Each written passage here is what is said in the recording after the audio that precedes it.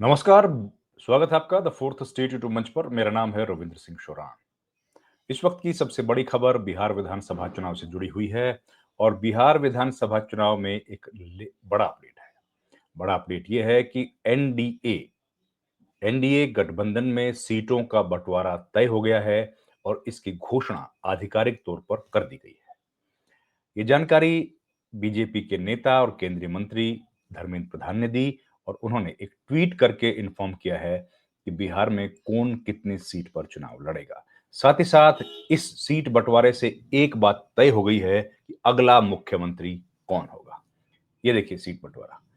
धर्मेंद्र प्रधान ने ये post tweet किया है और कहा है कि बीजेपी 101 सीट पर, जेडीयू भी 101 सीट पर। देखिए बड़ा बड़ा खेल हो गया है। बीजेपी जेडीयू बराबरी की सीट पर, पहली बार ऐसा हुआ है। इसके पहले हमेशा होता था जेडीयू ज्यादा सीटों पर लड़ता था, बीजेपी कम सीट पर लड़ते थे और लोकसभा चुनाव में जेडीयू को कम सीटें मिलती थी, बीजेपी को ज्यादा मिलती थी। एलजेपी रामविलास पासवान को 29 सीटें, बहुत भारी भरकम सीटें दी गई हैं।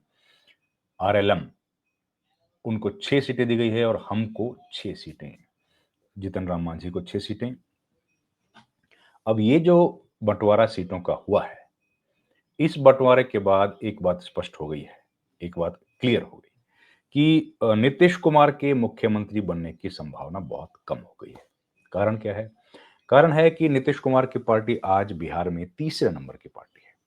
आरजेडी बीजेपी के बाद तीसरे नंबर की सबसे बड़ी पार्टी है नीतीश कुमार की। और नीतीश कुमार के पास जो सीटें हैं, जितनी सीटों पर नीतीश कुमार पिछली बार लड़े थे और जितनी सीटें वो जीत पाए थे, उसके हिसाब से उनको मुख्यमंत्री बनाकर बीजेपी ने उनके लिए बड़ा काम किया था। लेकिन आज जो स्थिति है उसमें बदलाव आ गया है।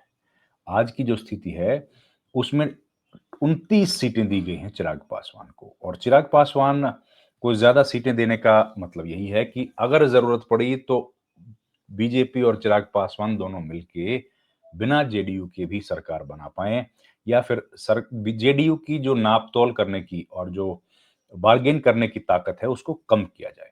तो ये जो है लगभग अब स्पष्ट हो गया है कि बीजेपी का ही अगर सरकार एनडीए की बनी तो बीजेपी का व्यक्ति ही कोई मुख्यमंत्री बनेगा और जेडीयू के किसी भी व्यक्ति को नीतीश कुमार समेत मुख्यमंत्री नहीं बनाया जाएगा। अब ये बात लगभग क्लियर है। उधर आरजेडी की अगर बात करें तो आरजेडी का जो महागठबंधन है, जिसमें कांग्रेस और मुकेश सहनी शामिल हैं और सीपीएम वाले भी शामिल है, उनका गठबंधन पर अभी सीटों के बंटवारे को लेकर कोई खबर नहीं है। उनका सीटों का बंटवारा नहीं हुआ है। लेकिन लालू प्रसाद यादव, राबड़ी देवी और तेजस्वी प्रसाद यादव दिल्ली आ गए हैं, राहुल गांधी से मुलाकात करेंगे और उम्मीद है कल शाम तक सीटों का बंटवारा हो जाएगा। मुकेश सहनी भी दिल्ली आए हैं। तो अंतिम निर्णय, अंतिम जो निष्कर्ष है वो इस पर होने वाला है। लेकिन अब बिहार के चुनाव की तैयारियां पूरी हो गई हैं और बिहार में अब चुनाव का बिगुल बज गया है और बिहार के लिए अब ये तय होना बाकी है कि कौन बाजी मारेगा। लेकिन ये एक बात ये है कि बीजेपी फिलहाल एनडीए में बाजी मारती हुई दिख रही है। सबसे बड़े घटक के तौर पर वो चुनाव बराबरी, पहले जो सबसे दूसरे नंबर पर रहते थे, इस बार बराबरी पर वो आ गए हैं। और विधानसभा चुनाव में आप जानते हैं कि नीतीश कुमार की जो स्थिति है, अब नीतीश कुमार की सेहत को लेकर के जो सवाल उठ रहे हैं, ऐसे में उनके कैंपेन करने की संभावना भी कितनी रहेगी, कितने ज़्यादा वो कैंपेन कर पाएँगे और करेंगे तो कितने आक्रामक तौर पर वो कैंपेन करेंगे, ये तमाम सवाल हैं जो इस वक्त खड़े हो रहे हैं। और ऐसे में बीजेपी ने जो बार-बार कहा जा रहा था कि बीजेपी पूरी कोशिश करेगी कि बराबरी की सीट पर लड़े, लेकिन कई फॉर्मूले सामने आ रहे थे कि बीजेपी को शायद कम सीटें दी जाएँ, जेडीयू को 110 तक सीटें दी जाने की चर्चा थी।